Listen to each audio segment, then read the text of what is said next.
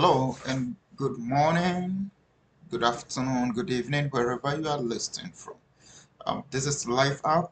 We are here again to give you some of the greatest information you can have if you want to study abroad. Today we're going to look at studying abroad, specifically Canada. So in today's video, what we'll be looking at is the study permit, the application process, and then the proof of fund you need, and then the postgraduate work permit. There is an update on that I will speak to it. So stay tuned to the end of this video so that you get all this information that is needed for you. So this Life App again. If this is your first time coming here, what we do is we give you information on moving abroad.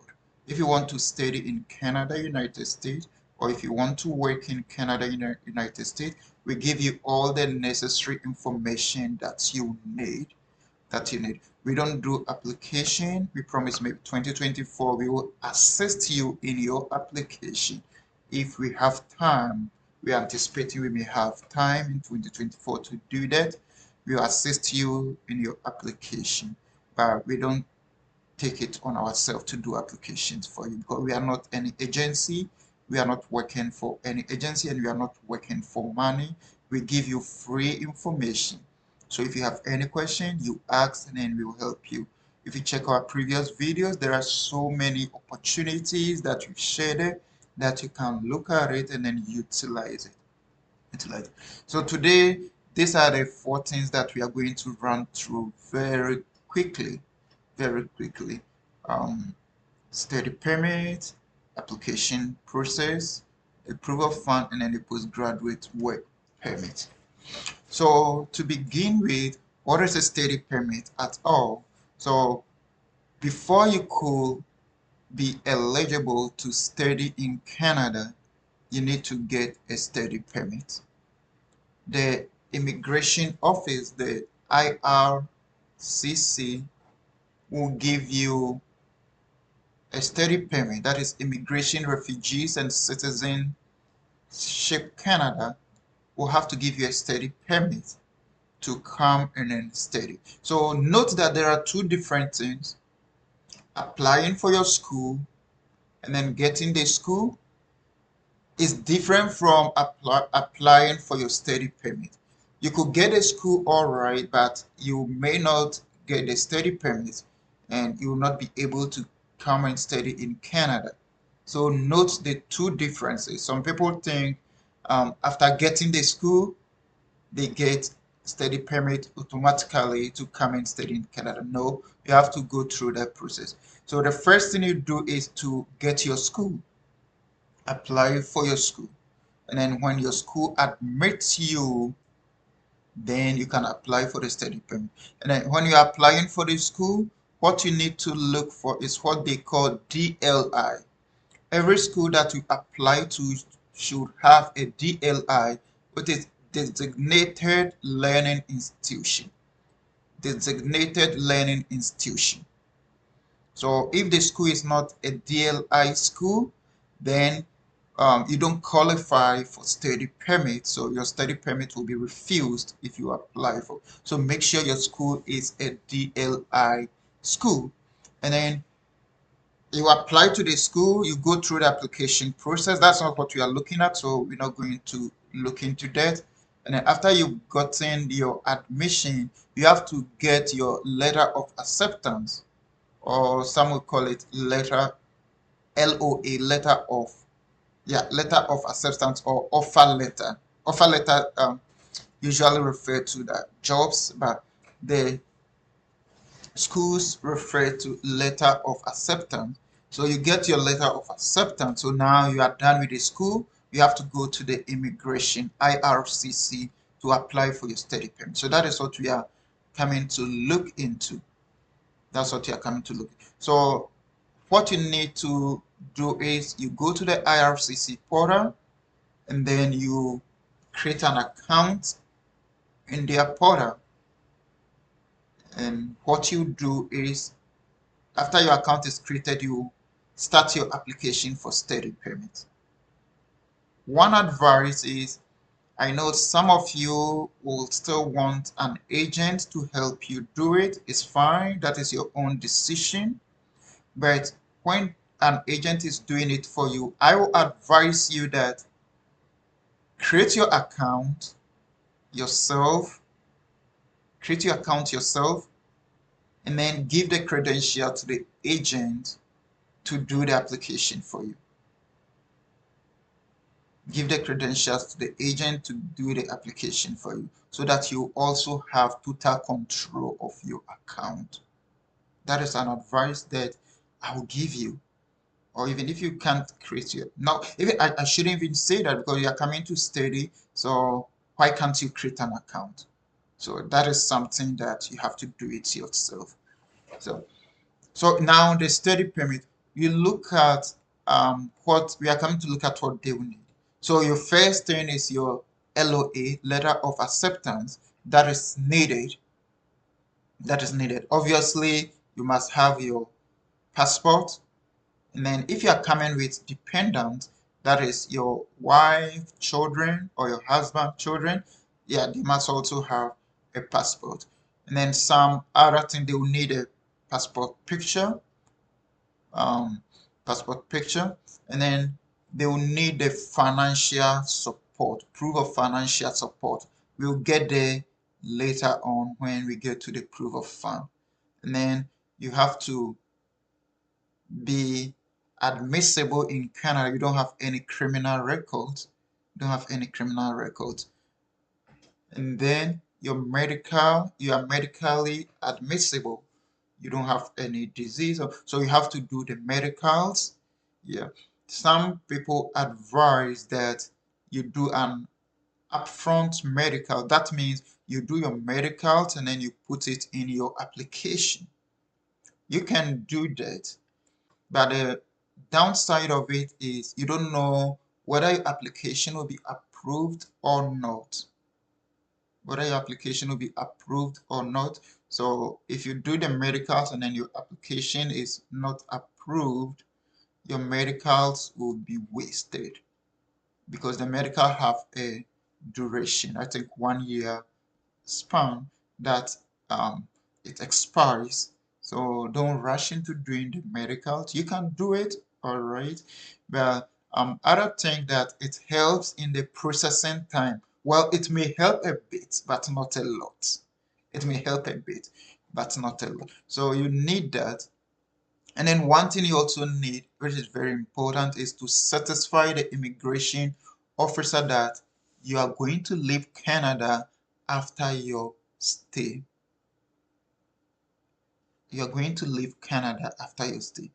So all these things are things that you have it, but the most important thing is your proof of fund, and then you are going to leave Canada after your stay. That is usually put in your letter of explanation. Letter of explanation. That is where you have to satisfy, prove that your letter should convince the officer that after your study, you are going to leave Canada. Canada. We have a video full on that, on how to go about such letters.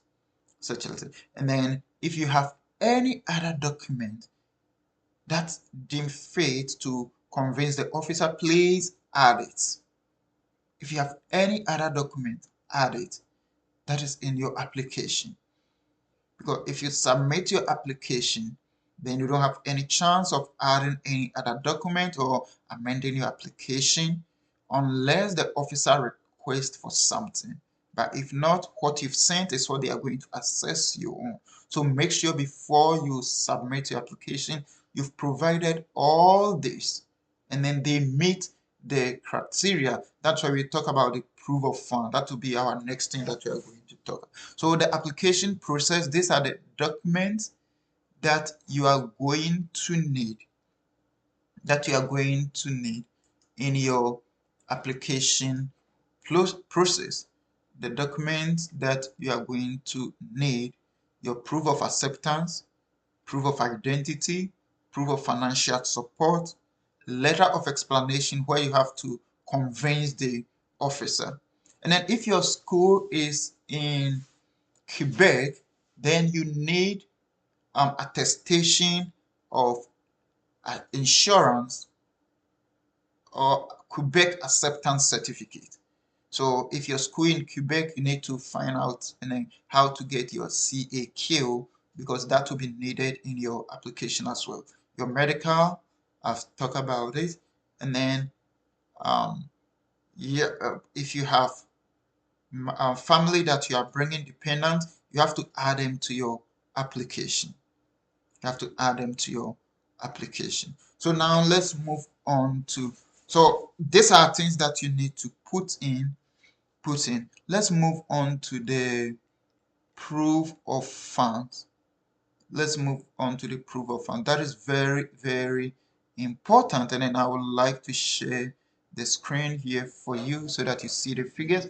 If you watched my previous video, I talked about the changes that was made, which is going to take effect on 1st of January 2024, where I was talking about if you've had your LOA apply before January 1st. Apply before January 1st.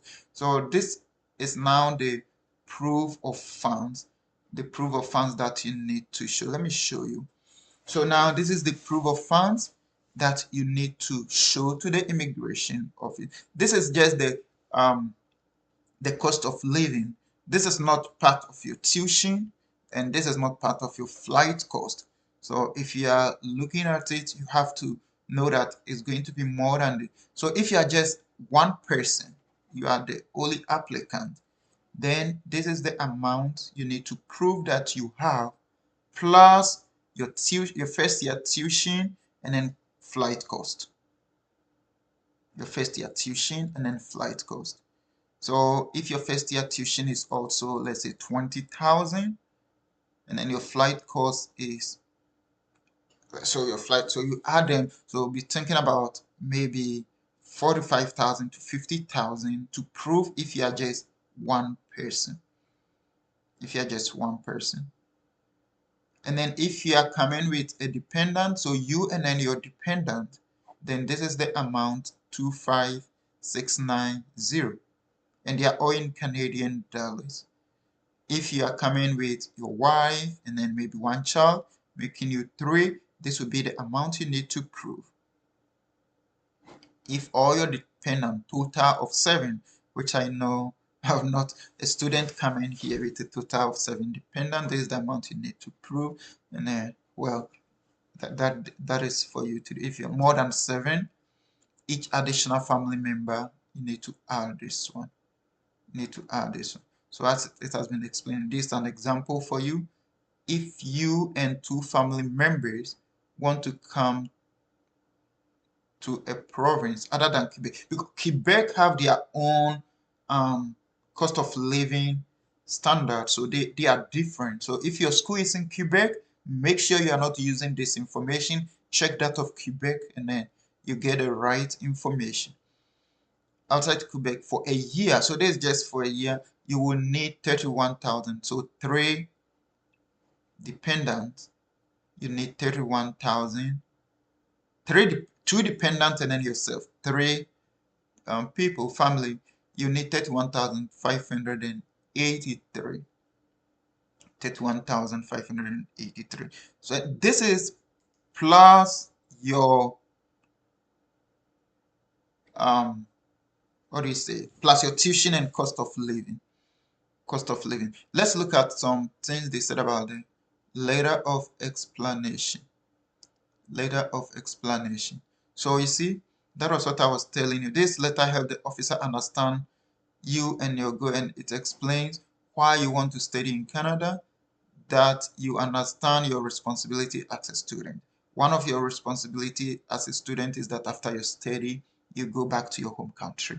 That is important today. You should include this letter if you decide to apply for a study permit, even if you don't have to get a study permit for your program. So this is very important that you need to do. You know, Quebec always have their way, so make sure if you're school in Quebec, you find something, you find the information on Quebec. I think this video is getting long, and then I'm going to end soon. So on the postgraduate work permit, I think that is a second step. Concentrate on your study permit first, and then look at the postgraduate. Not all school have a postgraduate work permit, but personally to me, I would say that shouldn't be a problem, because after you've studied for 2 years, 3 years, then I guess you should be able to find a legit way to get a work permit. So that shouldn't be a problem, but it's better you get a school that have the postgraduate work permit. So what the postgraduate work permit is that after your school, you are given a work permit to work for some time, usually the duration of your school. Usually the duration of your school. But the changes that happened was that due to COVID and then labor shortage and all those stuff, people were allowed to extend their postgraduate work permit for 18 months. For 18 months. And then that program was supposed to end on 31st December 2023. And then the announcement that came is that that extension will not happen again. So for those, there's an exemption, like for those who have their postgraduate work permit expiring on 31st December 2023, they are still eligible to apply for the extension, 18-month extension. But to all those who postgraduate work permit is going to expire next year will not be eligible. So it's applied to those who are now applying to. But I think that shouldn't be any big deal. That shouldn't be any big deal. So I was able to run you through quickly because we don't want to have a longer video. So we run you quickly on the study permit, the application, the document necessary you need to do useful, the process, the proof of fund, and then a little bit about the postgraduate work permit. So this is it. This is Life App. Thank you very much for staying to the end of this video. Please subscribe to this channel to be part of this family if you have not, and then you share this to others who need it. If you appreciate what we are doing, please subscribe and then like, share, comment, and then that will help YouTube also spread my videos. Thank you very much. See you next time with another awesome video. If you have any question, do not hesitate to ask. I'm ready to help you any way possible. Thank you. Bye.